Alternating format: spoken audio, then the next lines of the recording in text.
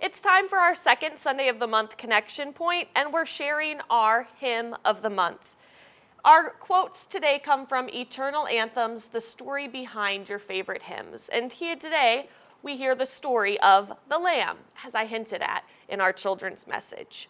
According to the composer and author of The Lamb, Gerald P. Coleman, its composition began with a visual image.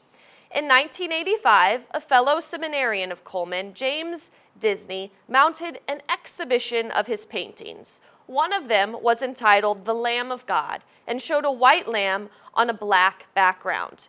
The legs were tied and the lamb seemed to be still, except for the impression that it is offering its neck. The painting held Coleman's imagination since that time, supported by a copy of the painting done for him by the artist. The text, tune, and setting were written during a 3-hour summer school class at Concordia Seminary, St. Louis.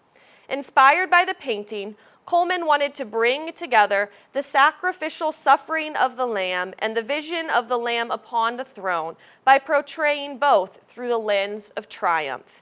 He wrote the tune first, ending each stanza with the refrain, "Worthy is the Lamb, whose death makes me his own.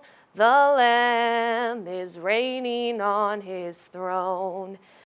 After experimenting with word choices and rhymes, he was able to complete the text, tune, and setting before the end of the class period. In fact, he said the following, "After a painful and confusing hour, it came to me with great clarity that there would be no revisions. It's the only one of my pieces of which I can say this, and I always considered it an inspiration, as if God were moving through my pencil. I never changed a note or a word. And while it was conceived of as a choral piece, I had a feeling that its simplicity might somehow lead to use as a hymn." And here we are today singing it as a hymn. We give thanks for the Lamb of God who takes away the sin of the world, and the words of music that work in our hearts to point us to him.